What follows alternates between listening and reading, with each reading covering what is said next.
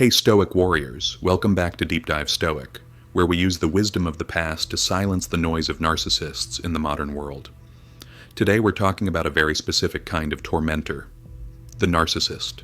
You know the type.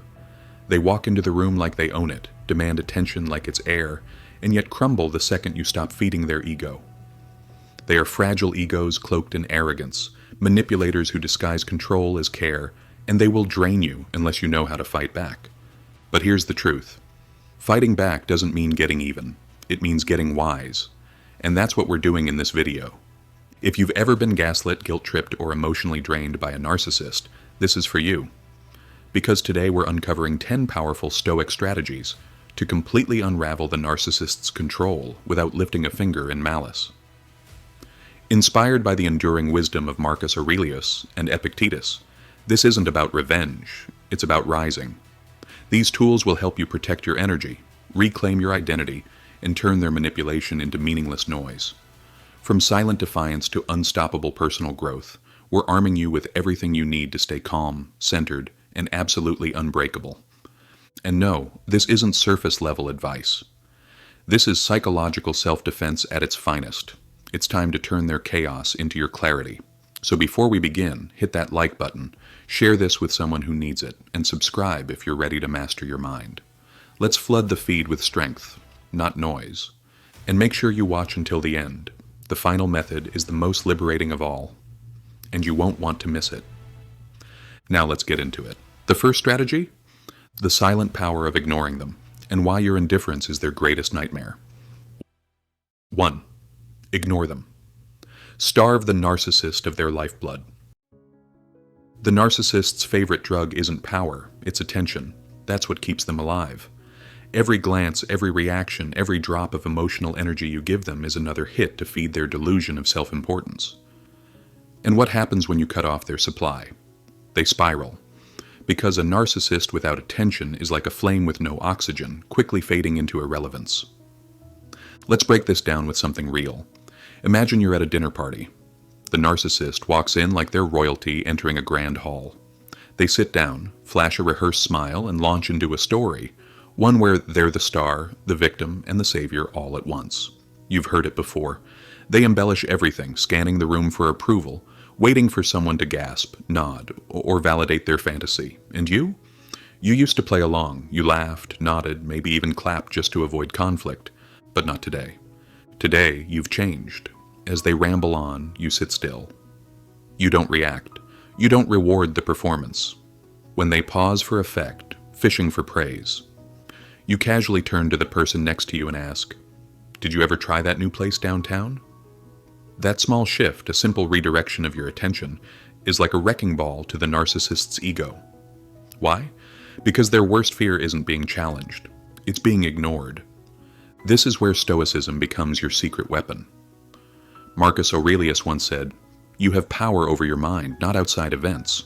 Realize this and you will find strength." The narcissist wants to control your emotional landscape. They want to drag you into their drama, provoke you, pull you into their twisted orbit. But when you choose calm disinterest, you rob them of their power. You become the still lake they can't stir, the quiet observer they can't reach. And yes, they'll push back. They'll test your silence with subtle jabs. "Some people just don't know how to appreciate real success," they might mutter. The goal? To bait you back into the game. But here's the move. Don't take the bait. Let it fall flat. If you need to respond, say something neutral like, "Interesting," and then change the subject. Don't argue. Don't explain. Don't defend. Because here's the truth. Narcissists don't want connection. They want control. And the moment you stop playing their game, you start winning yours. Let's take it further. Picture your workplace. There's always one person who turns meetings into monologues. They downplay your input, twist facts, and take credit for your work. Normally, this would make your blood boil. But now, instead of reacting, you document everything. You stay calm. You let their drama bounce off you like rain on a rooftop. Eventually, they notice something's changed. You're not impressed, not intimidated, and not available for their emotional games. As Epictetus taught, it's not what happens to you, but how you react to it that matters. That is your power. Your silence becomes a mirror, reflecting their insecurity right back at them. Ignoring a narcissist isn't weakness, it's precision. It's the strategic withdrawal of what they value most, your attention. And when you do it consistently, it sends a message louder than any confrontation ever could. You don't control me. So the next time they show up with their ego on full display, remember this. Every second you stay calm, every moment you stay centered, you're taking your peace back.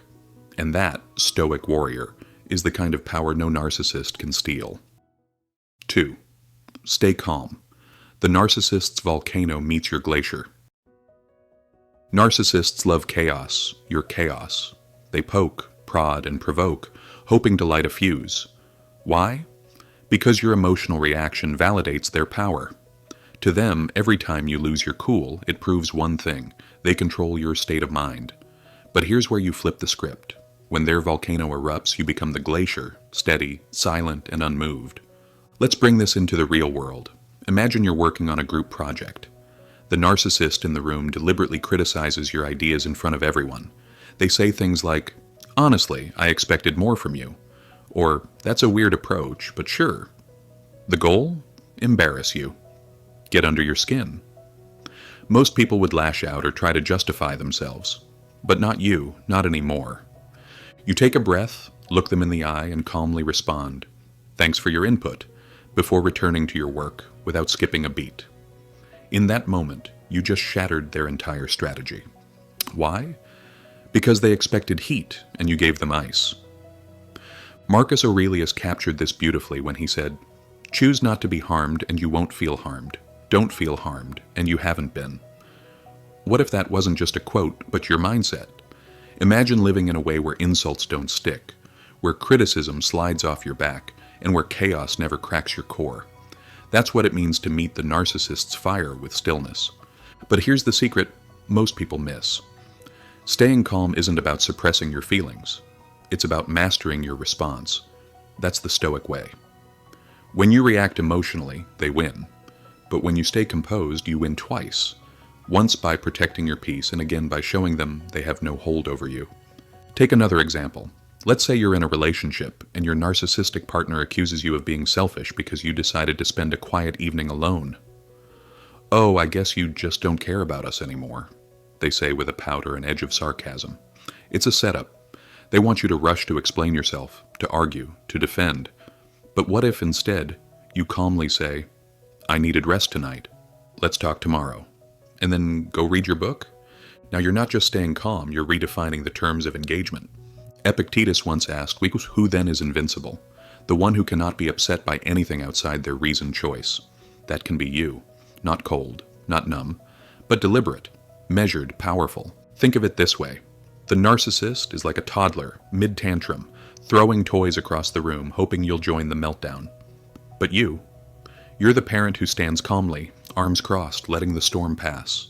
And when it does, you're still there, untouched and unbothered. Your calmness isn't just a defense, it's a message. It says, "You don't get to decide who I am." That's more infuriating to a narcissist than any insult, because it means their tactics no longer work. So when they raise their voice, twist your words, or throw emotional grenades your way, stay still. Let their noise echo into the void. Because every time you stay grounded, you remind them of a truth they can't bear to face. You're not theirs to shake. 3. Never share personal information. Guard your inner fortress. To a narcissist, your vulnerability is not something to be held with care. It's ammunition. Every time you confide in them, they don't hear your truth. They hear opportunity. And when the time is right, they'll weaponize your words with surgical precision. That's why, when dealing with a narcissist, one of the most powerful things you can do is protect your privacy like it's sacred ground, because it is. Let's talk about a real scenario. You're at a family gathering. The vibe is light, the food is good, and the conversations flow easily. In a moment of fatigue, you vent to a cousin, who just happens to be the narcissist in the room. "Honestly," you say, "these reunions drain me." You didn't mean it harshly, you were just being real. Fast forward 1 week, and that same cousin is holding court at the next gathering, dramatically retelling your confession for the entire room to hear. "Can you believe they said they hate these get-togethers?" they announce, punctuated with a fake gasp and a concerned look. Suddenly, you're the villain. The honest moment you thought was safe has become gossip. And just like that, your truth has been twisted into a tool of shame. Marcus Aurelius gave us a reminder tailor-made for this kind of moment. Be like the rocky headland on which the waves constantly break. It stands firm, and around it the seething waters are laid to rest. That rocky headland? That's what your boundaries need to become. When you're dealing with a narcissist, whether it's a partner, family member, coworker, or even a friend, the golden rule is this: never give them access to the parts of you they can exploit. That doesn't mean being cold or fake. It means being intentional. Keep conversations light. Stick to surface-level topics: weather, sports, movies, your latest coffee obsession. If they start probing with questions like, "So why don't you get along with your brother?" Or, "Tell me what you really think about your boss," you respond with grace and vagueness: "We're all just doing our best." Or, "I don't really give it too much thought." Think of yourself like a castle surrounded by a moat. Your personal life, your emotions, your insecurities, they're locked safely within the walls. The moat? That's your discretion. And the drawbridge? It only lowers for those who have earned your trust through consistent respect. Now let's bring this into the workplace. You've got a narcissistic coworker who's always fishing for details about your personal life. "Why do you always eat alone?" they ask with a smirk. "You seem kind of private." You feel the pressure to open up, to explain yourself, but you don't owe them that. A calm response like, "I enjoy a quiet lunch, it helps me reset," followed by a gentle redirect, keeps you in control. They may keep poking, but the less you reveal, the less they have to use. As Epictetus said, no man is free who is not master of himself. Mastery starts with what you choose to share and what you keep sacred. Your thoughts, your emotions, your personal struggles, they are yours. They're not currency for attention. They're not fodder for gossip. And they're certainly not weapons to be handed over to people who don't have your best interests at heart. So the next time you're tempted to vent to someone who thrives on drama, pause. Ask yourself, would I trust this person with a sword if I were unarmed? If the answer is no, don't hand them your words either, because your peace begins where your privacy is protected. And in a world where narcissists lurk, always ready to twist truth into torment, guarding your inner life isn't paranoia, it's power. 4. Self-improvement and success, the narcissist's kryptonite. Nothing unsettles a narcissist more than your growth. Why? Because your evolution is a mirror they can't escape, a mirror that reflects their stagnation, their insecurity, and the truth they've been trying to bury under manipulation and control. When you rise, they feel like they're shrinking. Your glow-up becomes their wake-up call, and they hate every second of it. Let's make this real. Imagine you've decided to take your life seriously. You've started a fitness routine, cleaned up your diet, and carved out time for your passions.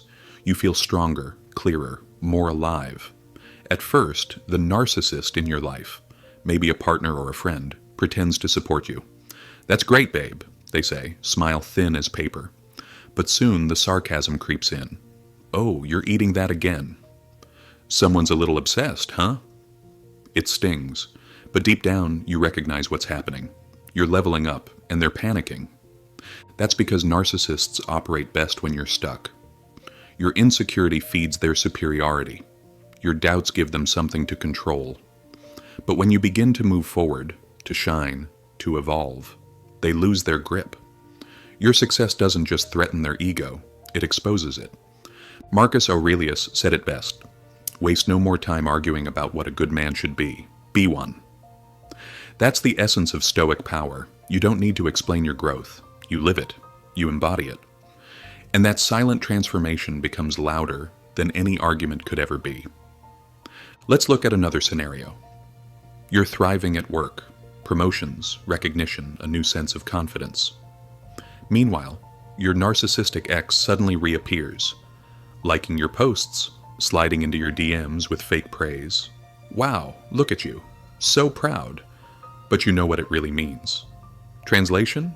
How dare you outgrow me? This is where many people falter. They feel guilt, confusion, or even the temptation to shrink so others feel more comfortable. Don't. Your progress is not a crime. Your happiness is not selfish. And your success is not an insult. In fact, it's the greatest revenge, without revenge being the goal. Here's a truth bomb. You don't rise to hurt them. You rise to honor yourself. Every chapter of self-improvement, whether it's hitting the gym, mastering your craft, or setting new goals, is a chapter they don't get to edit. You write it, you own it, you live it, and yes, they'll push back. Maybe they try to sabotage you, suddenly needing more of your time, demanding you skip your class or miss your workout for us. Maybe they mock your ambitions. You're taking that way too seriously, they'll say. But don't flinch, don't fold. As Epictetus taught, if you want to improve, be content to be thought foolish and stupid. That's the cost of evolution. People will doubt you. They'll mock what they can't understand, especially narcissists, because your rise reminds them that they've stayed the same. So here's your move. Keep going. Let them stew in their silence. Let them question your motives. Let them whisper while you build. Because the truth is, your light doesn't just expose their shadow. It makes it irrelevant. And one more thing, don't hide your wins. Share your progress, celebrate your growth, not for validation, but for your joy. Because when you choose self-improvement, you're not just escaping the narcissist, you're stepping fully into who you were, always meant to be. And that's the kind of success that needs no applause, because it's rooted in freedom, and nothing tortures a narcissist more than watching you become free. 5. Actions speak louder than drama. Starve the narcissist with silence. Words are the narcissist's favorite weapon, but also their favorite playground. They twist them, stretch them, and throw them back at you in ways that make you question your own memory. You say, I need space, and suddenly you're accused of being cold and heartless. You ask for respect, and somehow you're attacking their character. This verbal jujitsu is exhausting. So what's the Stoic response? Don't play the game. Let your actions speak for you. Picture this. You're in a relationship with a narcissist who keeps violating your boundaries. You've said it a dozen times. I need time to focus on my work, or please don't interrupt me during meetings. But every time they act as if your needs are optional. They walk into your space, drop passive-aggressive comments, and expect you to explain yourself, again. But this time, you don't. You simply close the door. You silence your phone. You block out time in your calendar with non-negotiable me time. No drama, no debate, just action. Marcus Aurelius would have applauded this move. Waste no more time talking about what a good man should be. Be one. Don't tell them what you expect. Show it. Don't explain your values. Live them. Let's go into the workplace. You've got a narcissistic coworker who keeps trying to take credit for your ideas. Every time you contribute something valuable, they swoop in with a charming smile and a strategic retelling that makes them look like the hero. The old you might have confronted them in front of the team, only to end up confused and gaslit. But the new you play it smarter. You document your work. You email your notes to the team and CC your boss. You schedule your own presentation and speak with quiet confidence. And when they try to hijack your success, the receipts are already there, clean, clear, and indisputable. The narcissist can argue with your words, but they can't argue with facts. There's a metaphor I want you to hold on to. The narcissist is like a cat, obsessed with dangling strings. Your emotional reactions, that's the string. The more you flail, the more they're entertained. But when you stop dangling anything in front of them, when you stop explaining, arguing, or defending, they're left swatting at empty air. Confused, powerless, frustrated. This isn't about being rude, it's about clarity. Epictetus said, "Don't explain your philosophy. Embody it." That's exactly what this is. You don't need to convince a narcissist to respect you. You respect yourself, and that alone changes the dynamic. So next time they ask, "Why didn't you tell me first?" Or, "Why are you acting so distant?" Your response can be calm and simple. This is what I've decided. No apology, no argument, just certainty. And yes, they'll push harder at first. They'll escalate, trying to stir up the drama they miss. But the longer you hold your ground, the more they realize their tactics aren't landing. Because your silence isn't passive. It's powerful. It speaks with volume. It says, you don't get to control the narrative anymore. So let your actions do the talking. Let your boundaries be unshakable. And let your life become a monument to everything they tried to stop you from becoming, but couldn't. 6. Don't expect change. A lesson in futility. If there's one mistake that breaks more hearts than any other when dealing with narcissists, it's this: believing they will change. that with enough love, enough patience, enough explaining, they'll finally understand. You think, if I just show them how much they hurt me, they'll stop. But the reality? That day never comes. Not because you're not enough, but because they have no reason to grow. Let's bring this to life with a story you might recognize. There was a man named Daniel. Kind-hearted, loyal, thoughtful to a fault. He fell in love with Clara, brilliant, magnetic, and intoxicating. But slowly, the red flags began to surface. Clara never apologized, even when she was clearly in the wrong. Every disagreement ended with Daniel defending himself against accusations that made no sense. Her needs were always urgent. Her victories were celebrated like royal events. Her flaws? According to her, they didn't exist. Daniel thought love could fix it, so he tried harder. He read books on communication, wrote her letters, even went to therapy alone, because she said she didn't need it. He was convinced that if he just explained things the right way, she'd understand. But every conversation ended the same way, with her rolling her eyes and saying, "You're too sensitive," or worse, "You're overreacting," as usual. One night, after another soul-draining argument, Daniel stood in front of the mirror and asked himself a hard question. What if she's not going to change? What if I'm the one who needs to? And that's when he remembered a line from Marcus Aurelius. Waste no more time arguing about what a good man should be. Be one. In that moment, Daniel realized he wasn't just trying to change her. He was betraying himself. So he stopped. He stopped explaining. He stopped hoping. He stopped waiting for apologies that would never come. Instead, he started living. He set boundaries. He picked up old hobbies. He reconnected with friends who reminded him of who he was before he shrank to fit her world. And the moment he changed the script, everything shifted. Clara noticed. At first, she tried to pull him back in with charm and promises, but Daniel had already crossed the line from survival to freedom. He didn't need her to change anymore, because he had finally changed himself. Epictetus once said, "Man is not disturbed by things, but by the view he takes of them." When you stop expecting a narcissist to become someone they're not, you reclaim your peace. You stop feeding the fantasy and start accepting reality. And from that place, reality, you can finally move forward. Let's bring this into your life. Maybe it's your partner, or maybe it's your parent. Maybe it's a boss who says they'll treat you better next time. And every time you believe them, because you're hopeful, not foolish. But now you know better. Narcissists don't change because they don't think there's anything wrong with them. Your growth threatens them. Your pain annoys them. Your needs are inconvenient. So stop giving them the script for redemption. Stop coaching them through the role you wish they'd play. Because the most powerful thing you can do isn't to change them, it's to stop trying.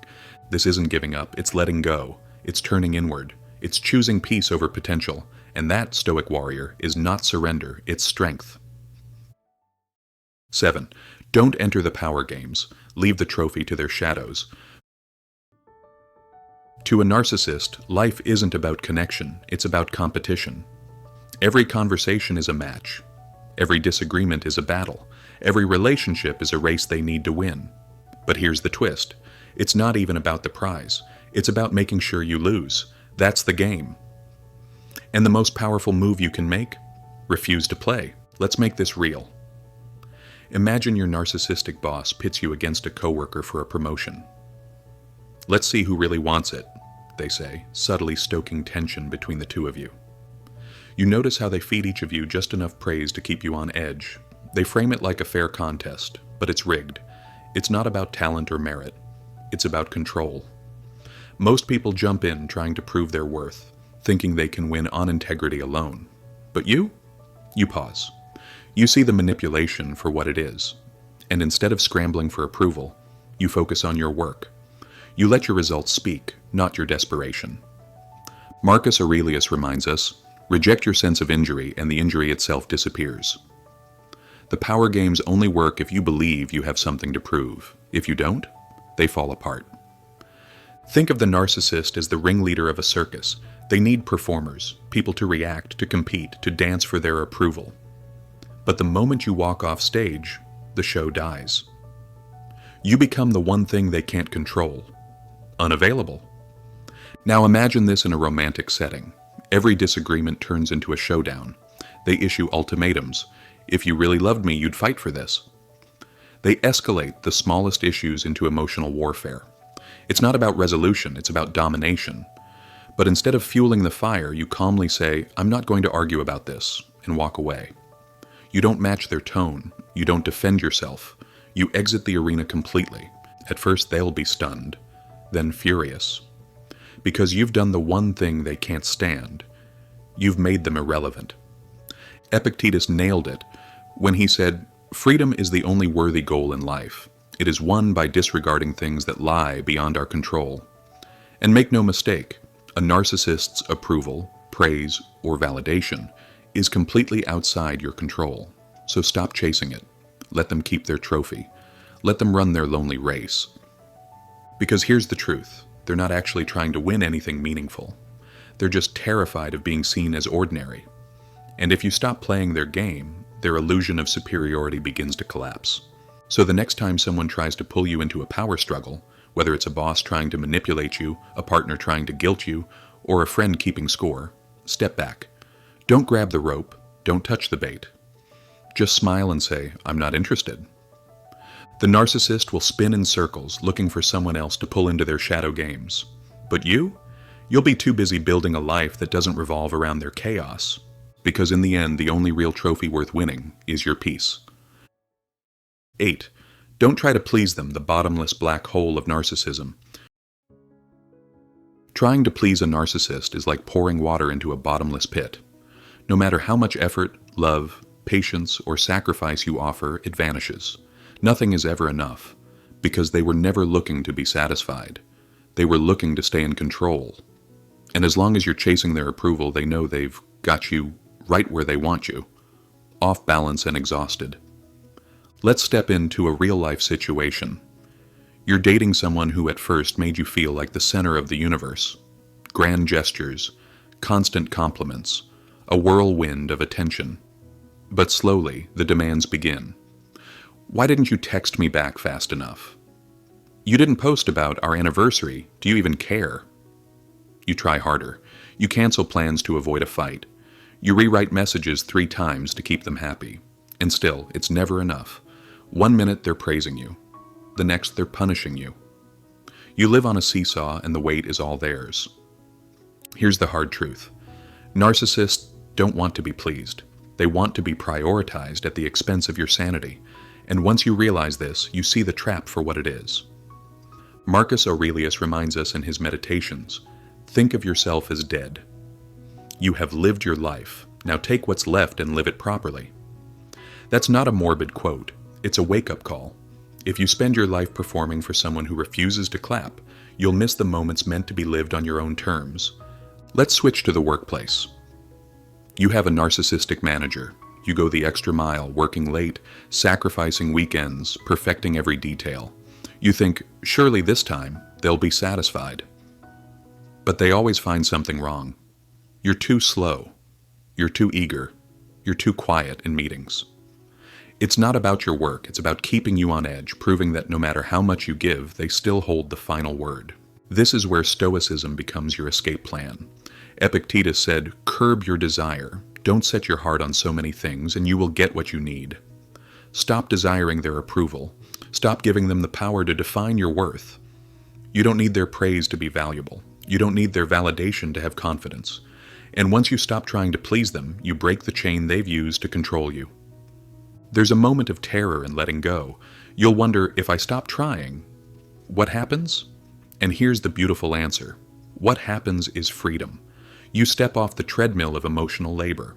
You stop editing yourself. You rediscover who you were before they convinced you that you were too much or not enough. Because their need for validation is a void that can't be filled, and if you spend your life pouring yourself into it, you'll disappear. But when you stop trying to fill their emptiness and start nurturing your own fullness, that's when your healing begins. So let them pout, let them be disappointed, let them spin in their own dissatisfaction. You don't exist to keep their black hole from collapsing. You exist to grow, to breathe, and to rise. And nothing tortures a narcissist more than the realization that they no longer have the power to make you shrink. 9. Strategic distance. When the puppet cuts the strings. To a narcissist, you are not a person, you are a supply. Your attention, your energy, your reactions, even your silence, They mine it like gold. As long as they have access to you, they feel powerful. But what happens when the supply runs dry? When you stop dancing to their tune? That's when you become dangerous, not because you're doing harm, but because you've reclaimed control. That's the power of strategic distance. Let's paint the picture. You have a narcissistic coworker. Let's call him Greg. Greg thrives on micromanaging, sending late-night emails and expecting immediate replies.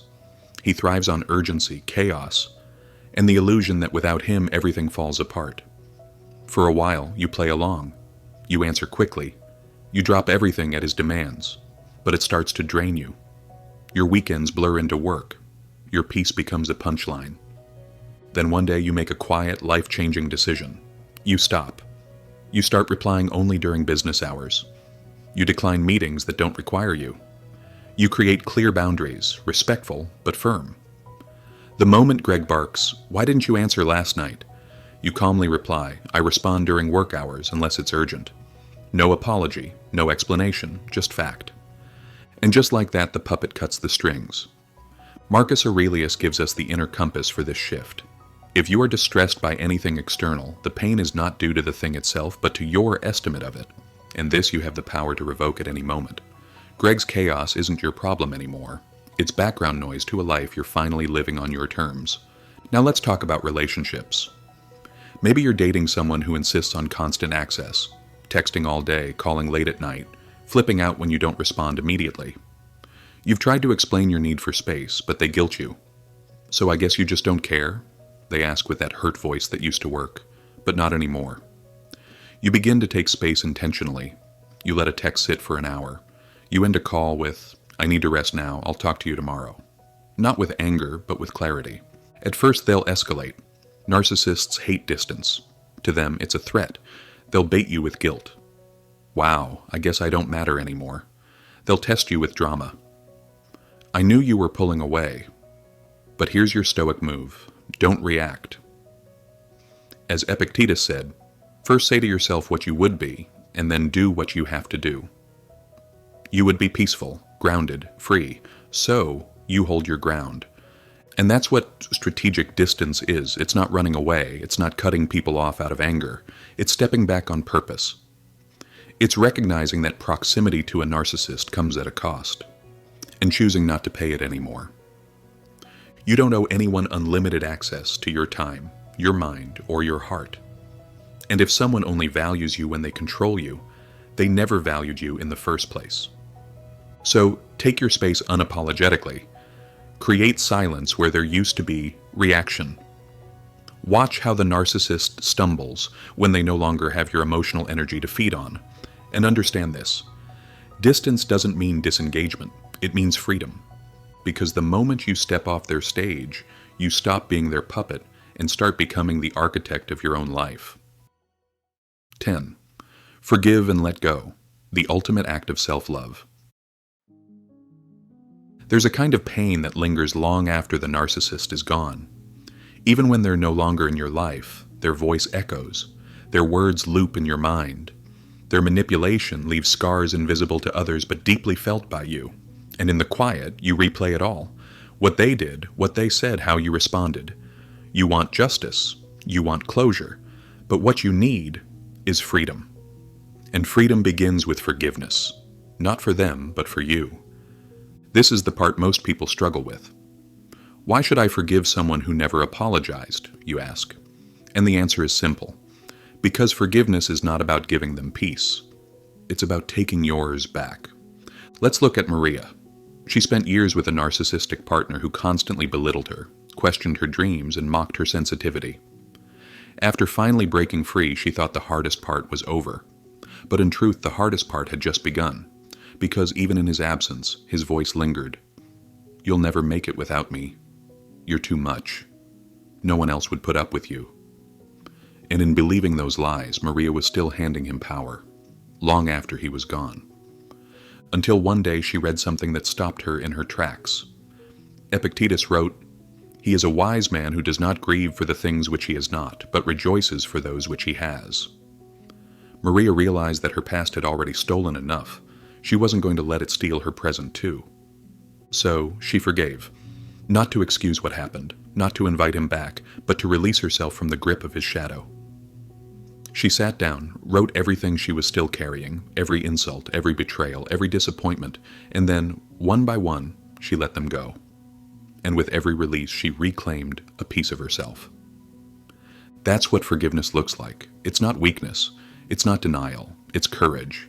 It's choosing to stop drinking the poison of resentment. It's deciding that your future deserves more than your past. Let's be clear, this doesn't mean you pretend it didn't hurt. It doesn't mean you open the door again. It means you choose not to carry the weight any longer. Because when you forgive, you draw a bold line between what happened to you and who you are now. Marcus Aurelius once wrote, "The best revenge is to be unlike him who performed the injury. Your healing is the ultimate revenge. Your peace is their irrelevance. Your self-love is the final blow to their ego." So here's the truth. The narcissist may never say sorry. They may never own what they did. They may walk through life completely unaware of the damage they left behind. But that doesn't mean you have to keep living in their storm. Start small. When the voice creeps in, remind yourself, this is no longer mine to carry. When the memory resurfaces, say, I've made peace with that part of my life.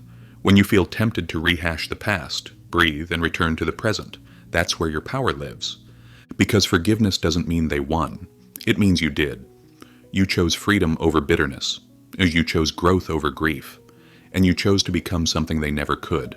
Whole. So walk forward, not with rage, but with clarity. Not with revenge, but with grace. You don't need to punish them. You just need to live a life so rich with purpose, joy, and peace that they become a distant echo in a story you've already outgrown. Because in the end, letting go is not forgetting what happened. It's remembering who you are and deciding to live from that truth instead. So as you release the past, not for them, but for you, you begin the final and most liberating chapter of all. Peace. Not the kind they gave you conditionally, but the kind you built with your own two hands. And that is a life they can no longer touch. You don't have to fight for peace. You just have to stop giving it away. If this video gave you clarity, courage, or even just a moment of strength, make sure to like, share, and subscribe to Deep Dive Stoic. You'll find more timeless wisdom right here. Watch one of the suggested videos on your screen now. And thank you for being a part of this community. Your growth, your strength, your presence, it matters. Stay strong. Stay stoic. We'll see you in the next one.